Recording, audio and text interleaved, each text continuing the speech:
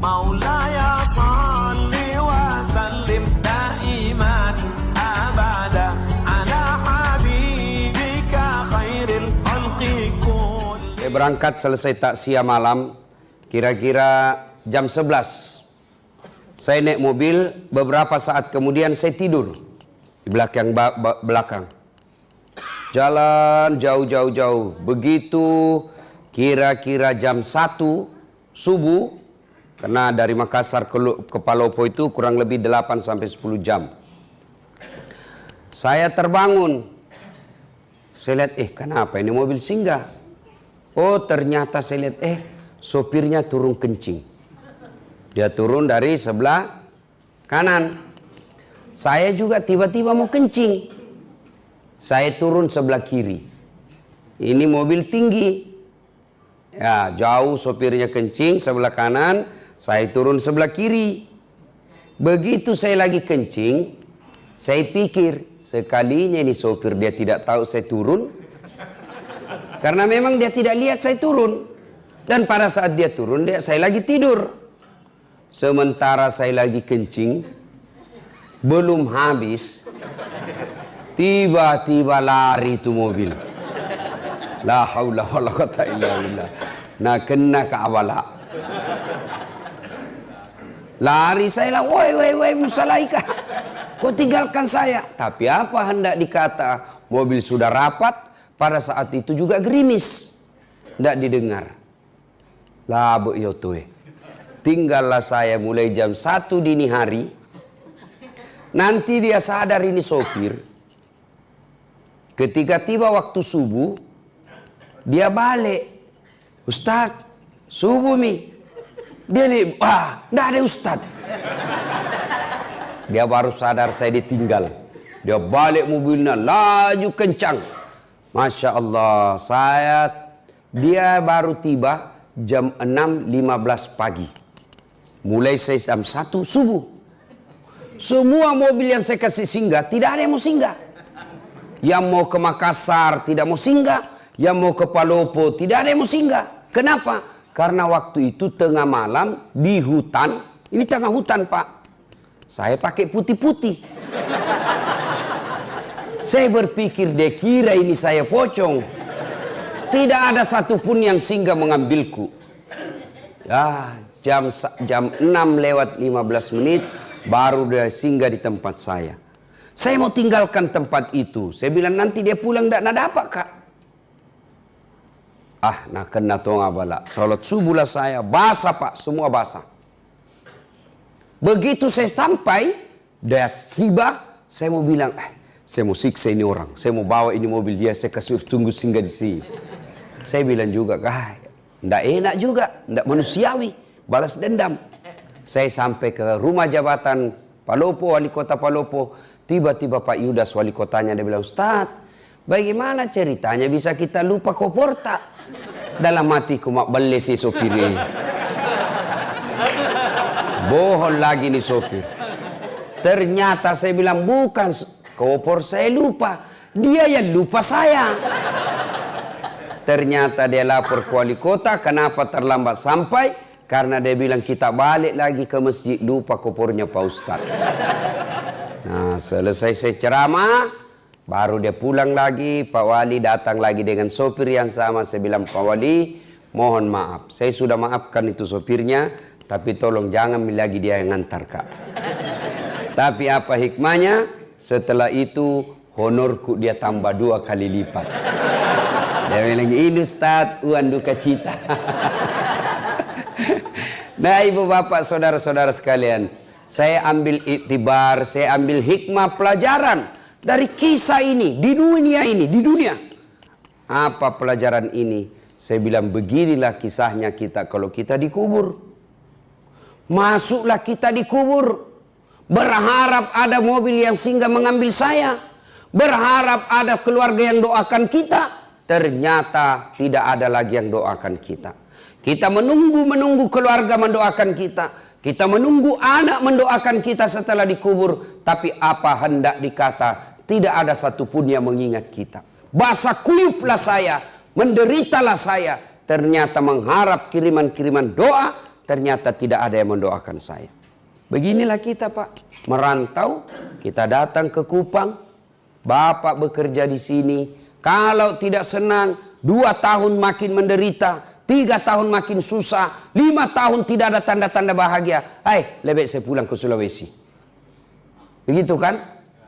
Masih bisa Ki pulang. Kerja Ki di sini tidak enak, bos tidak bagus, kata-katanya kasar, istrinya enak-enak bicaranya, berhenti kerja, saya balik ke Sulawesi. Iya toh? Tapi kalau Bapak masih di kubur, senang tidak senang, tinggal mako di situ. Tidak bisa kau lagi balik naik ke atas. Pun kalau kau balik ke atas, maka tidak ada orang mau dekati kau. Wih, pocong-pocong, lari. Nah, ibu bapak, saudara-saudara sekalian, ini hikmah yang paling penting. Ini bapak-bapak yang sudah tua, yang di depanku sudah muka sakaratil maut. Melo kilo kega bos, pasti mati kok. Berapa kali maki antar jenazah? Toh? 3 yang ngantar kita itu. Bapak coba lihat kalau ada orang meninggal, tentu tuh mantar laki. 3 yang ngantar kita. 1, harta. Ini harta keluar mobil, keluar motor, keluar karpet, keluar tikar, keluar semuanya. Begitu kita masuk di kubur, apa yang temani kita? Harta kita yang paling banyak, yang paling kita temani kita apa? Kain kafan. Tidak mentang-mentang dia kaya, pakai kain sutra. Tidak mentang-mentang dia kaya, kasih tebal dia, kasih macam-macam kainnya. Tidak. Kainnya kain kafan, mulai dari yang paling kaya sampai paling miskin, sama kainnya, kain kafan.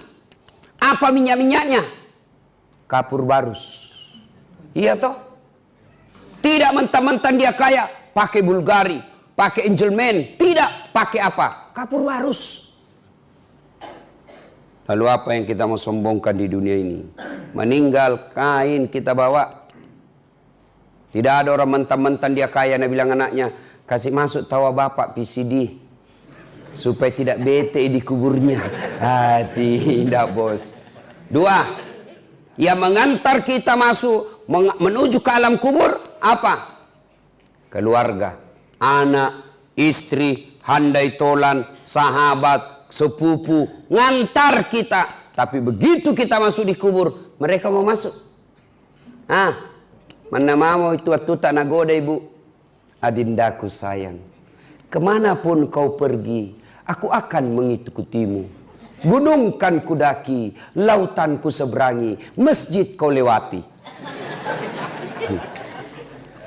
Iya toh, ibu-ibu, begitu meninggal ibu, mau kira-kira suami tak masuk di dalam?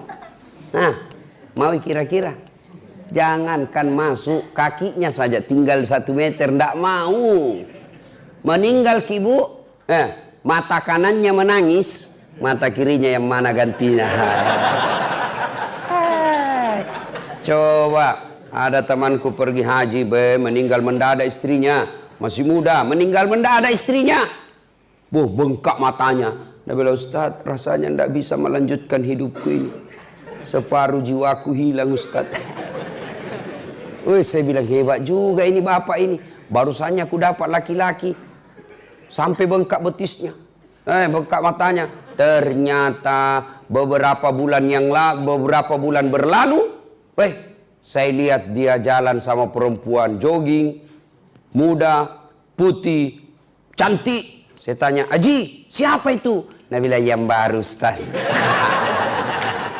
Ayo, yang ketiga, yang mengantar kita ke alam kubur, amal kebaikan.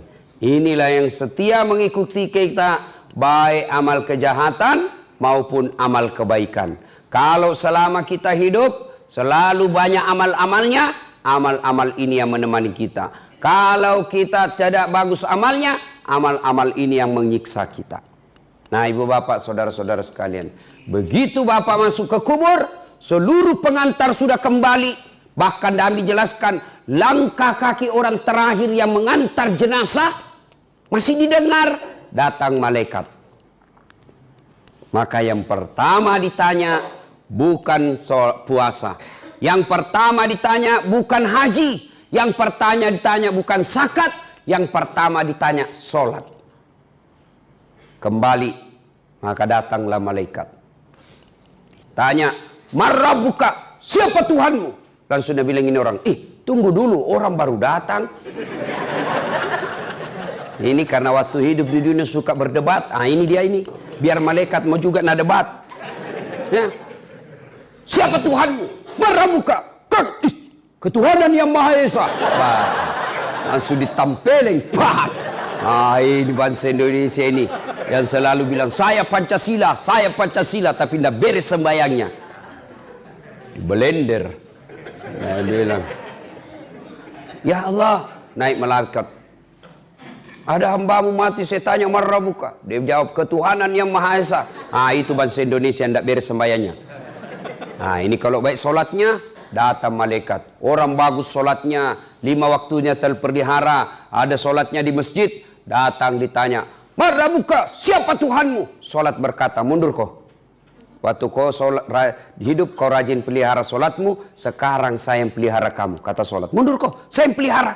"Marrabbuka? Siapa Tuhanmu?" Solat kita menjawab, "Allahu Akbar." Bila malaikat, tahu jagonya. Barusan ku dapat. "Man nabiyuka? Siapa nabimu?" Dia jawab lagi, "Asyhadu alla ilaha illallah wa asyhadu anna Muhammadar Rasulullah." Malaikat mungkar tambahi, tahu anak KKSS ini. Akhirnya malaikat naik melapor kepada Allah, "Ya Allah, ada hambamu mati, saya tanya marrabbuka?" Dia jawab, "Allahu Akbar." Allah berfirman, itu orang baik solatnya. Tidurkan dia seperti nikmatnya tidur pengantin baru untuk menunggu hari kiamat. Kalau baik solat. Nah, ada orang juga cerita Pak, penjual gogos. Tahu juga gogos toh?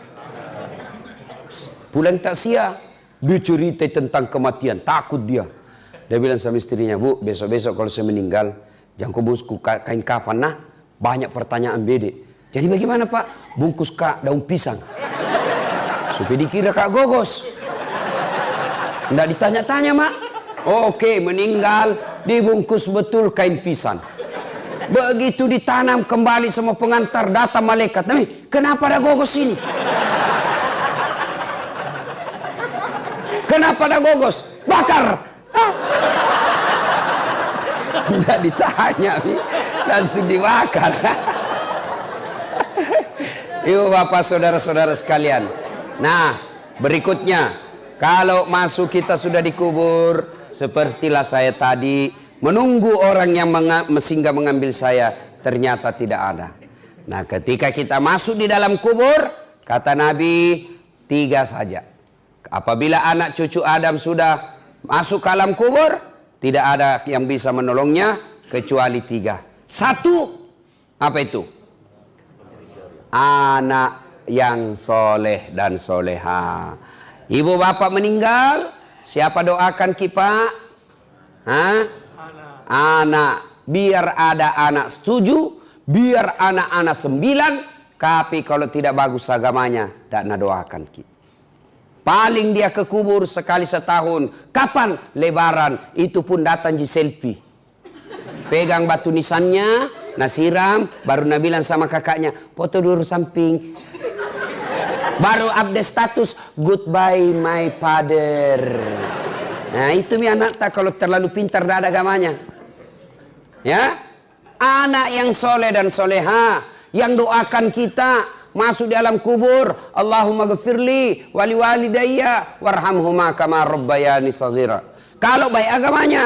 Kalau tidak baik agamanya, siapa nak suruh doa? Pak Doja. Baik kalau Pak Doja tahu bahasa Arab. Kalau tidak tahu bahasa Arab, setengah mati bilang amin. Dia pikir mamaknya nak doakan, padahal mamaknya Pak Doja nak doakan. Apa Nabi? Allahumma ghafirli. Nabi bilang Pak Doja, Allahumma ghafirli. Nabi bilang bapak, amin. Wali walidayya, amin. Warhamhuma kama rabbayani shaghira, amin. Nak kira mamaknya didoakan, padahal mamaknya Pak Doja. Apa artinya itu tadi? Ya Allah ampuni dosaku. Nabi bilang ini bapak di belakang, amin. Siapa ku? Dosanya Pak Doja. Wali walidayya, kedua orang tuaku. Nabi lagi di bapak, amin. Ibu bapaknya Pak Doja. Sudah dikasih pisang sama uang, disuruh doakan mamaknya ada doakan. Nah, Bapak saudara-saudara sekalian, jadi yang paling habis waktu. 2 menit lagi. Yang kedua, yang bisa menyelamatkan kita setelah anak yang soleh dan soleha, yang kedua adalah amal jariah. Amal jariah. Ya, amal jariah itu berupa apa? 1, pembangunan yang bermanfaat. Bangun masjid, bangun sekolah, bangun jembatan, tanah dijadikan jalanan umum, rumah dijadikan tahfiz Quran, rumah dijadikan rumah imam. Itu amal jariah. Amal jariah yang ketiga, setelah pembangunan, anak soleh, pembangunan, yang ketiga apa? Ilmu yang bermanfaat. Nih dengar ceramah saya, save, sebar, like and share. Jangan lupa kasih subscribe. Kalau bapak-bapak dapat ilmu, WhatsApp, broadcast, itu setan menggoda. Jangan ku sabar. Nanti dia bilang korang so alim. Itu setan. Sebarkan saja kebaikan. Kalau gambar-gambar porno, selama gambar porno itu yang kau edarkan beredar, selama itu kau dapat dosa meskipun engkau sudah di alam kubur. Termasuk ibu-ibu, bapak-bapak, saudara-saudara yang sebarkan foto-fotonya yang kelihatan auratnya, maka selama beredar itu fotomu yang kelihatan auratnya, selama itu kau dapat kiriman dosa. Ibu bapak saudara-saudara sekalian, karena waktu yang terbatas saya harus ke bandara. Tidak mungkin tunggu kat pesawat, saya bukan presiden.